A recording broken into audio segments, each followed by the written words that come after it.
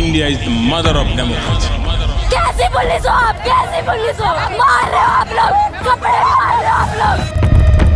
अरे तो लेडीज को इसका मतलब थोड़ी नहीं मारोगे, यूनिफॉर्म के अपनी धौंस जमा रहे हो क्या? इस देश को संभाल लेना, वरना 75 साल बाद कोई गंवार इसको धर्म के नाम पर बांट देगा। 20 जुलाई सुबह के 4:40 जंतर मंतर पर प्रोटेस्ट कर रहे कुछ लोग आसपास का माहौल देखने के लिए निकलते हैं कि तभी पास के एक रास्ते पर उन्हें अचानक से एक टूटी फूटी वैन खड़ी हुई दिखती है। ये वैन पहले यहाँ नहीं थी, मानो ऐसा लगा कि इसे जानबूझकर इस हालत में यहाँ खड़ा किया गया। दूसरी तरफ जंतर मंतर के एकदम बाहर अचानक से कुछ लोगों को पत्थरों से भरे हुए ट्रक्स खड़े हुए मिलते हैं। भाई ये जो गाड़ी देख रहे हैं आप, इसमें पत्थर आए हुए हैं, ईंटें आई हुई हैं। ये सब रात के अंधेरे में अचानक से हो रहा था। इस पॉइंट तक इस प्रोटेस्ट को शुरू हुए 20 दिन से ज्यादा हो चुके थे और सब कुछ 100% नॉन वायलेंट और पीसफुल रहा था। लेकिन अब पास के ही संसद मार्ग के पास एक टूटे शीशों वाली पिचकी हुई गाड़ी भी खड़ी हुई दिखती है। अजीब बात यह थी कि इस इलाके में कोई गाड़ियां अलाउड नहीं थी और पुलिस ने इस सड़क को चारों तरफ से बंद भी किया हुआ था। यानी पुलिस की परमिशन के बिना यहाँ पर अचानक से ऐसी गाड़ियां आ जाना पॉसिबल नहीं था। समझदार लोग इसी पॉइंट पर समझ गए थे कि आगे क्या होने वाला था। इस गाड़ी पर कुछ प्रोटेस्टर्स ने एक नोट लिखकर छोड़ दिया। इस पर लिखा था, ये प्रशासन द्वारा आंदोलन को बदनाम करने के लिए प्लांट किया गया। इसी रात को दोस्तों, दिल्ली पुलिस जंतर मंतर से सारे मेटल डिटेक्टर्स और सारे सिक्योरिटी चेक्स हटा देती है। ये देखिए, दिल्ली पुलिस ने सारी चेकिंग बंद कर दी है। कोई मेटल डिटेक्टर में कोई चेकिंग नहीं हो रही है, सब ओपन है, पब्लिक सब ऐसे ही आई जा रही है। ऐसा करना बड़ा ही अजीब था क्योंकि अगली सुबह एक बड़ी प्रोटेस्ट मार्च निकलने वाली थी और भी ज्यादा लोगों की आने की उम्मीद थी, तो इस लिहाज से सिक्योरिटी बढ़ाई जानी चाहिए थी। लेकिन यहाँ पर उल्टा ही हो रहा था। इसके पीछे एक बेहद सिनिस्टर प्लान रचा जा रहा था। कोई चेकिंग नहीं है, कल को कुछ होगा तो रिस्पॉन्सिबिलिटी कौन लेगा? अगली सुबह जो हुआ वो किसी ने एक्सपेक्ट नहीं किया था। एक तानाशाह सरकार अपनी सत्ता को बचाने के लिए लोकतंत्र का गला घोटने के लिए तैयार बैठी थी। सरकार ने अपने ही देश के लोगों के खिलाफ जंग छेड़ दी। बच्चा अंदर, अभी और मारेंगे, ऐसा धमकी दे रहे हैं। ये है Democracy is one of our sacred and shared values.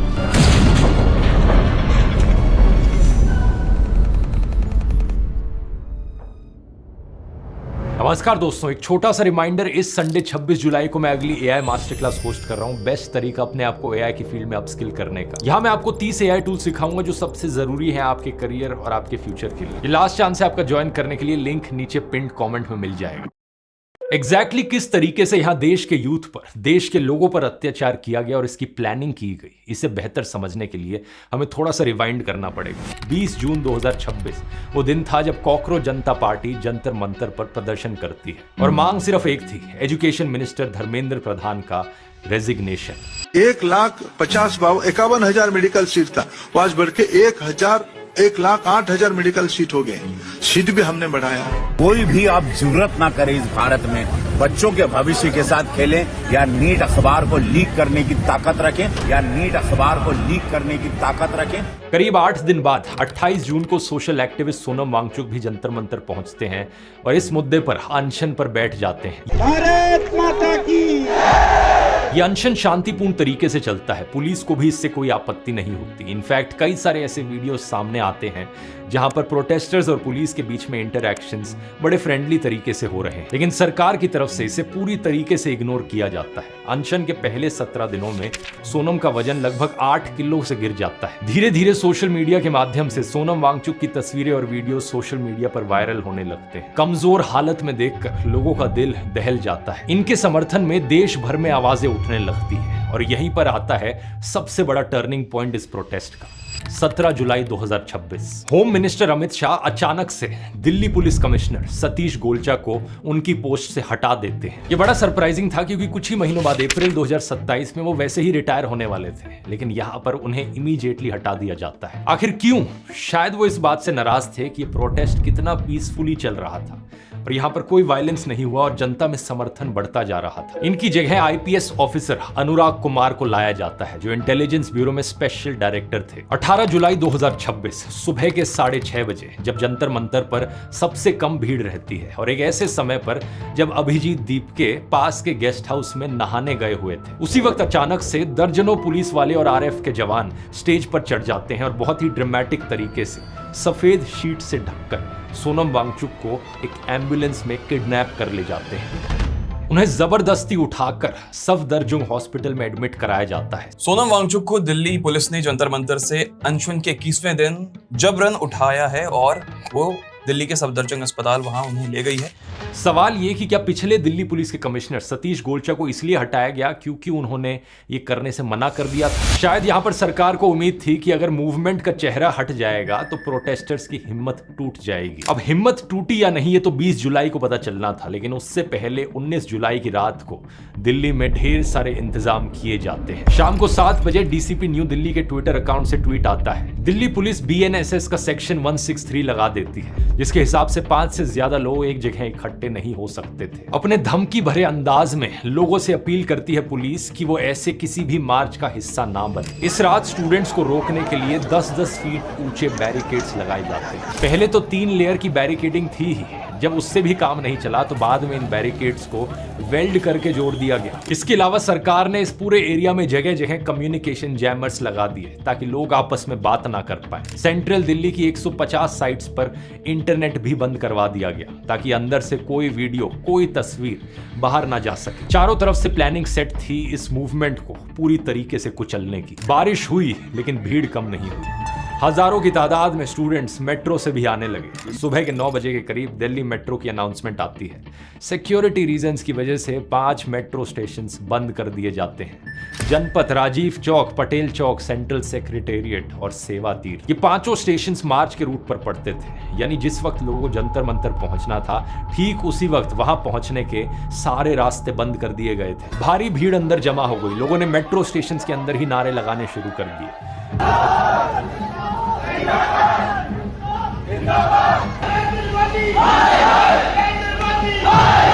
और जब सब्र टूटा तो लोग मेट्रो स्टेशन के बैरियर से कूदकर बाहर निकलने लग गए। लोगों का जज्बा इतना मजबूत था कि 10 बजे तक बैरिकेड्स टूटने शुरू हो गए थे।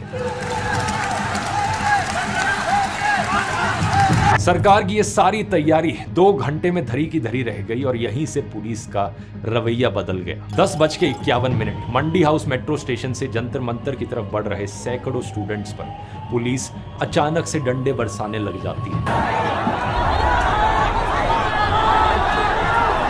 ये लोग मार्च में शामिल होने आए थे, लेकिन प्रोटेस्ट साइट पर पहुंचने से पहले ही इनको बेवजह पीट दिया जाता है। 11:05 सफदरजंग हॉस्पिटल में सोनम वांगचुक हॉस्पिटल के डायरेक्टर को चिट्ठी लिखते हैं। कहते हैं, मैं बताना चाहता हूं कि आज मैं बिल्कुल ठीक महसूस कर रहा हूं और मुझे हॉस्पिटल से जाने दिया जाए ताकि मैं मार्च में शामिल हो सकूं। लेकिन उन्हें इसकी इजाजत नहीं दी जाती। इस वक्त तक लोगों की भीड़ लाखों में पहुंच चुकी थी। लोग पार्लियामेंट की तरफ मार्च करने निकलते। जवाब में पुलिस पार्लियामेंट स्ट्रीट पर कम से कम 25 आंसू गैस के गोले दागती है। ये प्रोटेस्टर्स हैं और आंसू गैस के गोले लगातार छोड़े जा रहे हैं। और यहाँ पर कई सारे वीडियोस में आप देख सकते हो कि पुलिस सिर्फ लोगों को रोकने के लिए नहीं है, बल्कि खड़े हुए बेगुनाह लोगों पर भी आंसू गैस फेंकी गई। ये वाला वीडियो देखो, आराम से बैठे हुए ग्रुप ऑफ स्टूडेंट्स पर भी टीयर गैस के गोले फेंके गए। लगभग 12:30 बजे पुलिस आईटीओ का विकास मार्ग ब्लॉक कर देती है। ये ईस्ट दिल्ली को पार्लियामेंट वाले इलाके से जोड़ने वाली मुख्य सड़क है। और इसके कुछ ही देर बाद संसद मार्ग की तरफ से पार्लियामेंट की ओर बढ़ रहे प्रोटेस्टर्स को पुलिस स्टेशन के बाहर रोका जाता है। इन पर भी लाठियां चलाई जाती है। ये रैपिड एक्शन फोर्स ने लाठीचार्ज। यूट्यूबर श्याम मीरा सिंह भी यहाँ इस पॉइंट पर भीड़ में मौजूद थे और इन्होंने वीडियो पर रिकॉर्ड किया कि किस तरीके से लोगों को बेरहमी से मारा गया। आंसू गैस के गोले डाले जा रहे हैं और लाठीचार्ज की जा रही है। आप एकदम दंगे जैसी रिपोर्ट हो रही है। देखिए देखिए देखिए देखिए देखिए देखिए देखिए देखिए देखिए देखिए देखिए देखिए ये क्या आंसू गैस नहीं है। और देखिए देखिए जाने लोग देखो नॉर्मल नॉर्मल जाते हुए लोगों को पीट रहे भाई, नॉर्मल जाते हुए। इस बीच पार्लियामेंट के गेट बंद कर दिए जाते हैं। करीब 1:30 बजे प्रोटेस्टर्स को रफी मार्ग से डिटेन किया जाता है। जब यहां से छात्रों को भगाया गया तो वो इंडिया गेट के गार्डन्स के पास पहुंच गए और पुलिस ने मोटरसाइकिल्स और वैन्स इन लॉन्स में चलाई। इसके बाद स्टूडेंट्स प्रेस क्लब और रायसीना रोड पर ही बैठ गए, लेकिन कुछ प्रोटेस्टर्स पार्लियामेंट के काफी नजदीक जरूर पहुंचे। इसी पॉइंट पर एक ये खौफनाक वीडियो सामने आता है जहां पर सिक्योरिटी फोर्सेस फायरिंग पोजीशंस लेकर बैठती हैं, मानो जलियांवाला बाग का सीन हो। जनरल डायर ऑर्डर दे रहे हो फायर करने का। इसी वक्त पार्लियामेंट कॉम्प्लेक्स के अंदर मल्टी टियर्ड लॉकडाउन कर दिया जाता है और सिक्योरिटी पर्सनल्स लोहे के गेट्स को फिजिकली पकड़कर खड़े हो जाते हैं। इसी बीच नरेंद्र मोदी एक डरे हुए तानाशाह की तरह पार्लियामेंट बिल्डिंग को छोड़कर भाग निकलते हैं।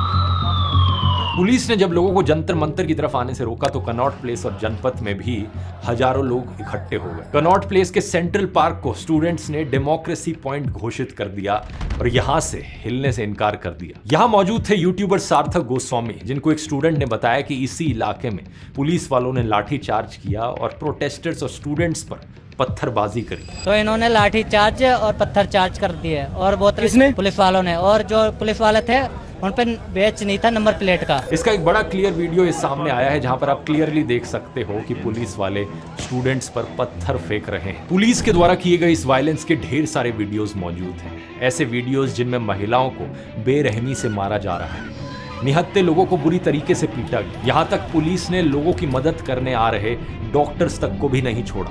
हम डॉक्टर्स हैं, हम शांति से हेल्प करने आए थे, हम नारे भी नहीं लगा रहे थे। उन्होंने बोला तुम्हें बुलाया किसने, डंडे मारे उन्होंने हमें। जनपद पर तो एक पुलिस वाले ने एक बच्चे का काफी देर तक गला दबा कर रखा। सबसे डिस्टर्बिंग बात यह थी कि जिन पुलिस वालों को यहाँ तैनात किया गया था उनकी वर्दी से नेम प्लेट्स हटाई गई थी। आपका टैग किधर है, आपका नेम प्लेट किधर है, प्लीज आंसर अस। इवन सरकारी दंगा नियंत्रण वाहनों की नंबर प्लेट छिपाई गई थी और जो पुलिस वाले बेरहमी से स्टूडेंट्स को मार रहे थे उन्होंने रुमाल से अपना चेहरा छुपाया हुआ था, बिल्कुल आतंकवादियों की तरह बिहेव कर रहे थे। इसके अलावा हमें यह भी देखने को मिला कि कैसे कुछ लोग साधारण कपड़ों में आए पुलिस वालों के साथ घूम रहे थे और पुलिस वालों की तरफ से मारपिटाई कर रहे थे। जब यूट्यूबर समदीश भाटिया ने इसके बारे में पुलिस से सवाल किया तो वहां उनको ही धक्का देकर पुलिस आगे बढ़ गई। आपके बंदे सिविल क्लोथिंग में क्यों हैं? आपकी नेम प्लेट क्यों नहीं है? ये तो बताओ, ये बताओ ना, आप बताओ तो सही। हम नागरिक हैं आपके देश के, आप बता क्यों नहीं रहे हो? आपका कोई कमिश्नर आके बताए। दोपहर के लगभग 3:30 बजे तक पुलिस जंतर मंतर के भीतर घुस आई थी और वहां भी लाठीचार्ज होना शुरू हो चुका था। श्याम मीरा सिंह का ये वीडियो देखिए, स्टूडेंट्स को किस तरह दौड़ाया गया कि उनकी चप्पलें तक वहीं छूट गई। दिल्ली पुलिस ने उस स्टेज तक को डिसमेंटल कर दिया जहां सोनम वांगचुक ने 3 हफ्तों तक अनशन किया था। जो जर्नलिस्ट, ग्राउंड रिपोर्टर्स और यूट्यूबर्स यहां मौजूद थे उन पर भी हिंसा करने लगी पुलिस। यूट्यूबर सार्थक गोस्वामी को भी एक सिविल ड्रेस में घूम रहे आदमी ने धक्का दिया और लाठी से मारा। वो जो था ना, गद्दी पकड़ के ऐसे करके फेंका है भी मुझे ना, नेम टैग है, तुंदलू सी आई हुई है उसकी, हाथ में लठ है, साथ में बैठे हुए हैं तो चिल्ला लेंगे। गुंडों को बुला के पिटवाया अपनी जनता को। समदीश भाटिया पर भी लाठियां चलाई गई। आप जाइए, आपके लिए फायदा रहेगा, ठीक है? आप जाइए। मैं तो जा रहा था, आप ही ने मारी ना लाठी, आप ही ने मारी ना, आप जाइए। आप बीइंग ह्यूमन चैनल चलाने वाले रमित वर्मा को तो पुलिस ने इतनी जोर से मारा कि उनके सर से खून निकलने लगा। 5-7 मिनट पहले मेरा सर फट चुका था, 5-7 मिनट बाद भी जब उसको पुलिस वाले को दिखा भी है कि ये खून में लथपथ है, फिर भी उसने घुमा के मेरे जबड़े पे मारा है। मैं इन सभी ग्राउंड जर्नलिस्ट को यहाँ पर सैल्यूट करता हूँ जो इतनी तमाम दिक्कतों के बावजूद ग्राउंड पर मौजूद थे और सच बाहर लाने का काम कर रहे थे। इन्होंने वो काम किया जो मेन स्ट्रीम मीडिया को करना चाहिए। अगर ये नहीं होते तो हमें ये सारी खबरें भी नहीं पता चल पाती, क्योंकि उस दिन पूरे एरिया में इंटरनेट ब्लॉक कर दिया गया था। इस बीच में मोदी सरकार ने सबका ध्यान भटकाने के लिए बातचीत का नाटक भी किया। सुबह 10:40 पर खबर आती है कि सीजेपी के चीफ स्पोक्स पर्सन सौरभ दास को डेप्यूटी कमिश्नर के ऑफिस ले जाया गया है। सेंटर की तरफ से बात कर रहे थे डीसीपी सचिन शर्मा। पहले सरकार कहती है कि हम एक डिस्ट्रिक्ट मैजिस्ट्रेट को भेज देते हैं आपके साथ बातचीत करने के लिए, फिर कहती है यूनियन सरकार के एक सेक्रेटरी से मिल लो, फिर मिनिस्टर ऑफ स्टेट से मिलने का ऑफर आता है, लेकिन सीजेपी ने हर बार मना कर दिया। उन्होंने कहा कि या तो हम प्रधानमंत्री से मिलेंगे या किसी यूनियन कैबिनेट मिनिस्टर से मिलेंगे। आखिर में उनको हेल्थ मिनिस्टर जेपी नड्डा से मिलवाने की बात की जाती है। 2 घंटे तक इंतजार करवाया जाता है। 2 घंटे के इंतजार के बाद जेपी नड्डा उनसे सिर्फ 10 मिनट के लिए मिलते हैं और कहते हैं कि उनकी डिमांड्स पर वो इंटरनली बात करेंगे। लेकिन सच बात ये थी दोस्तों कि ये पूरी चीज एक डिस्ट्रैक्शन थी। प्रोटेस्ट जब अपनी पीक पर था तो सारे लीडर्स और स्पोक्स पर्सन को वहां से गायब कर देना ताकि प्रोटेस्टर्स को कोई लीडर ही ना दिखे। और इसी मौके का फायदा उठाकर पुलिस ने सब पर लाठीचार्ज किया और सबको मारना पीटना शुरू किया। कैसे रखते हो? जो लोग देश को टुकड़े टुकड़े करना चाहते हैं वही लोग आज डफली बजा रहे हैं जंतर मंतर में।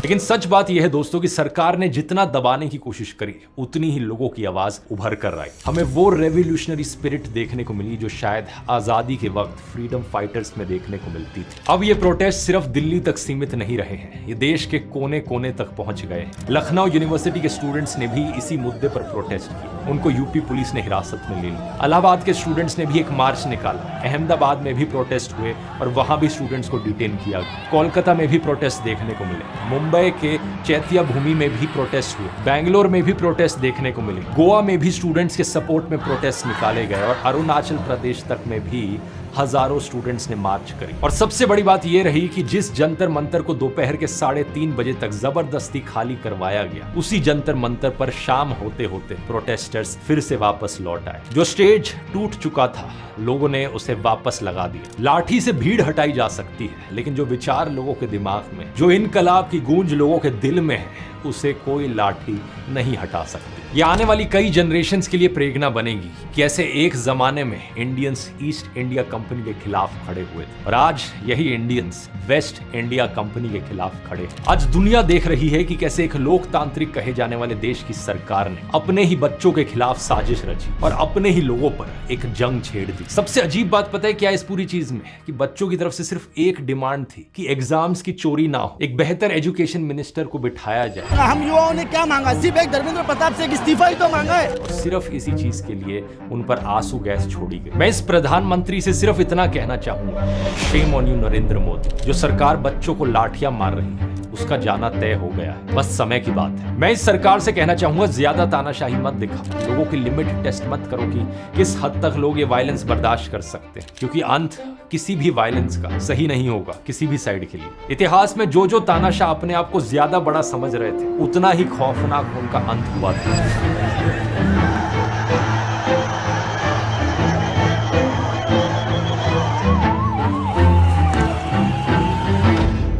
और जाने से पहले दोस्तों, इस संडे एआई मास्टर क्लास में आना मत भूलना, लिंक डिस्क्रिप्शन और पिन कमेंट में है। और आप में से कई लोगों को अब ये वाला वीडियो याद आना चाहिए। 2 साल पहले मैंने तानाशाही एक्सपोज करी थी इस सरकार की, आज उसका नतीजा आप सब देख सकते हैं। यहाँ क्लिक करके देखो कि कैसे 2 साल पहले ही हालत बद से बदतर होनी शुरू हो गई थी।